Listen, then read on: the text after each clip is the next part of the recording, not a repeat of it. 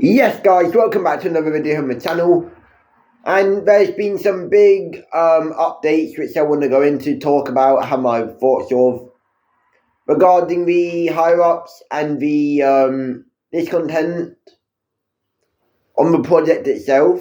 Not the manager, not the players, the project. And this came out from Pat,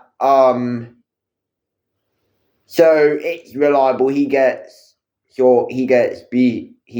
basically most of the briefings from inside the club. And the first one was that the higher ups are concerned on how long this project's going to take and are going to be speaking to Eghbali. However, the sporting directors insist this takes time. Now, do we have time? No, I don't want time. I don't want to wait 6 to 7 years to win a trophy. I don't want to wait 6 to 7 years to consistently compete. I want to compete now. And Chelsea has been known to win trophies, yet the trophy will win this year's the Conference League. But that won't look good on us if we just lost to Legia fucking Warsaw.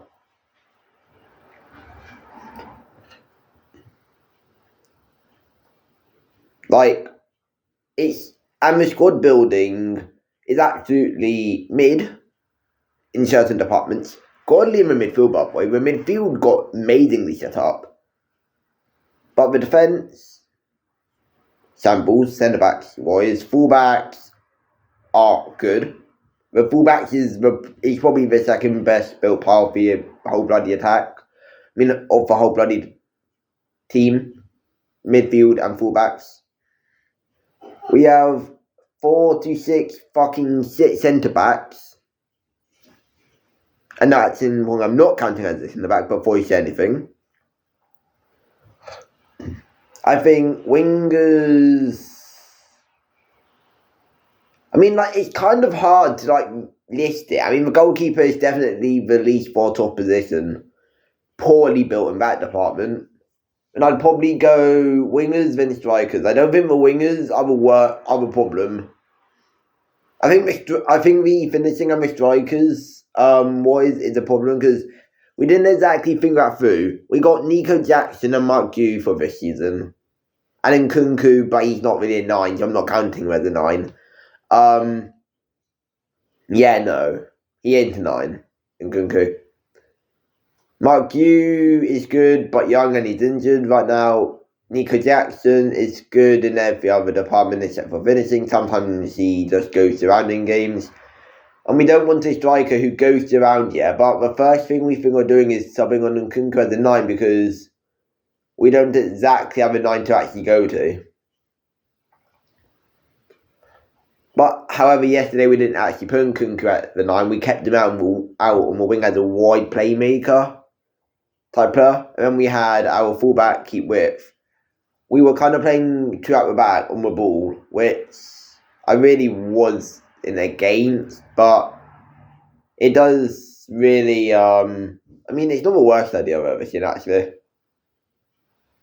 But, yeah, when we had Tyreek George up front, and then when, I can't remember if Tyreek George actually got subbed off or not, but, yeah, we had Tyreek George play as sort of like a false line. Yeah, but realistically, and also briefs did come out yesterday, which I said in the preview, well, actually review, that the data team don't know what they're doing there if the sporting directors are talking to players who they've already worked with before. And I have no problem with this if it's showed recruitment. However, I don't think Robert Sanchez was a data-led signing. I think Robert Sanchez was a Paul Winstanley going, ooh, we need a goalkeeper. Let's get Robert Sanchez, because he's cheap. I don't care what the data says. As long as he's cheap, I'll take him.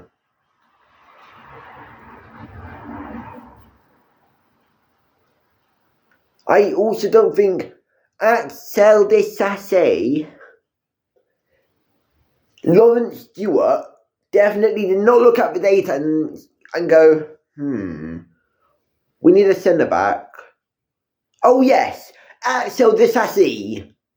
I doubt it's data led them two signings. And I doubt Benoit Badiashile. It wasn't even worth signing at first. That was most likely a data-led approach signing.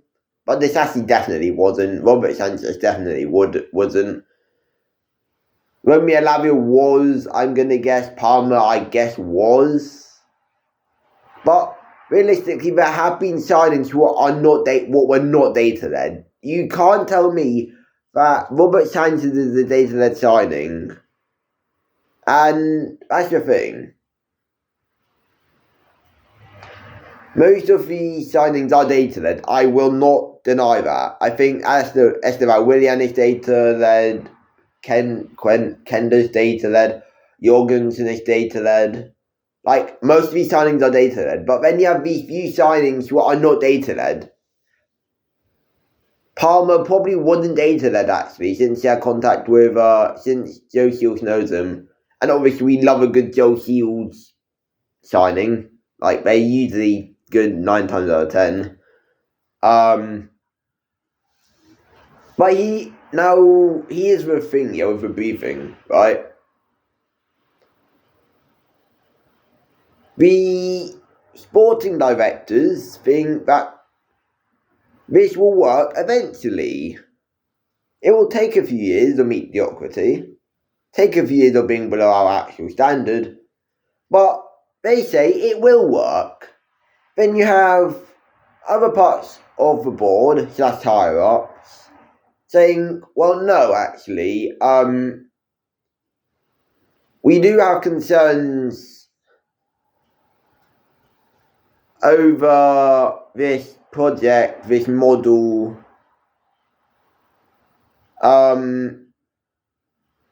So yeah, we will speak to Ed Barley about it. We will, and one of the most unhappy people is Todd Bowley.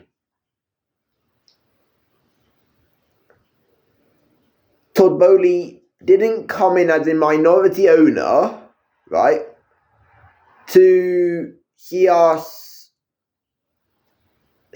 scrambling for UCL in our first season. He didn't come in at first to see us struggle against Legia Warsaw.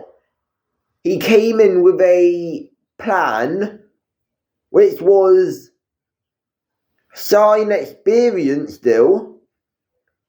Yeah, okay, the signings might have not worked out, but at least you can see what he's trying to achieve with the signings of Kalidou Koulibaly, Aubameyang, Sterling. At least you could see what he was trying to do. However, with this new model, what took place from January transfer window season 1 of the new ownership, with the signings of Mudryk and Enzo Fernandez, right?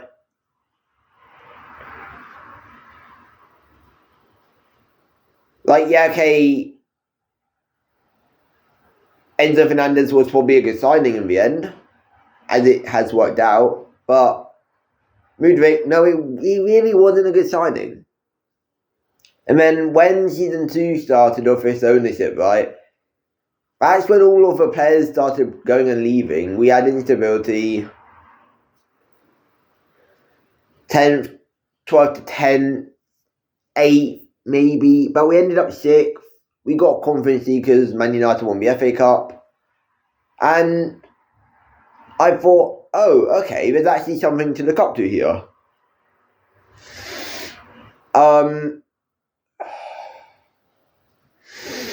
But like, 1 second, Jesus Christ.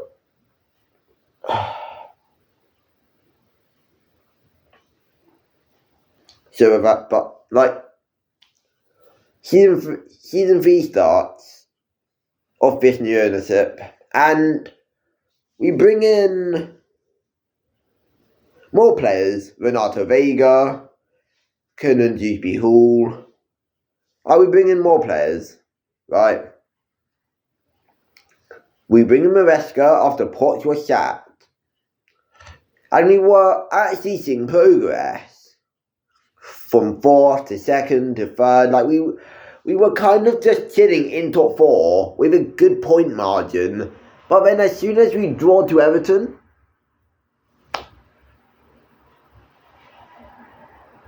that's when results started to start coming down. And then we lose to the Warsaw last night. And this morning we get briefed saying that some are unhappy about how this project is going at the moment. The sporting directors insist we see progress. Most likely, I'm not saying this is the actual brief coming out of the club, but most likely there are people unhappy with the Maresca appointment as the football, the slowness of the style, the tactical emphasis of inverting when our fullbacks really can't invert except for Cucurella and Josh Achampong. Some probably do feel like that we recruited a manager what style doesn't suit our players. And I fully back that if that's the brief, what has come out. I'm not saying it has, but I'm saying that's probably come out. That's probably been said, just not released to the public. Last season under Potts, yeah, okay, we may have had a lot of injuries because of the style of play, the training, but we had up and down fullbacks who can play Potts' up and down fullback style. We had Palmer free flowing in the 10, cutting in when he was on the right wing. We had Jackson play as a false 9 / poacher / advanced forward. We had the left wing, the left side. I bet you we'd be so chilling under Potts now, especially with Cucurella being improved. And I bet you Gusto will still be the fullback what he was last season. Now, I know the ownership wanted to see possessive-based football, but we don't suit that style of football. We suit counter-attack, chaotic football. That's what our team does really suit.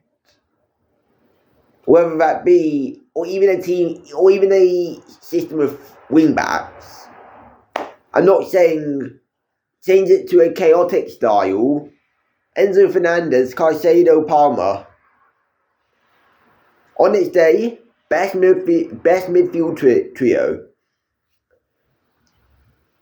If we have wing-backs and a free-flowing 10, then I could see us going places.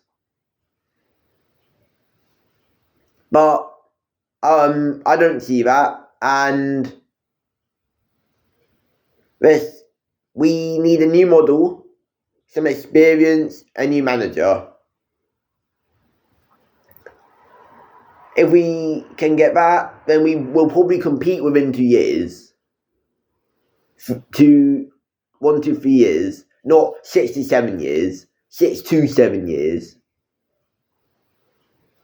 So yeah, I just wanted to make a video talking about this topic, which was the ownership, the model, the progress, and all that. There will be a double up. There might even be a triple upload today because there's a bunch of championship football, and right now I'm watching Adelaide United versus Wellington Phoenix in the A-League, so I could do a video on that just based on the second half or based on what I watched. But we'll see. I'll definitely be doing a video on Championship though. As the running is already started, 2 to 3 games to go in the Championship. So yeah, it'll be really interesting to see who gets Premier League football. And then there'll be a bunch of content over the summer.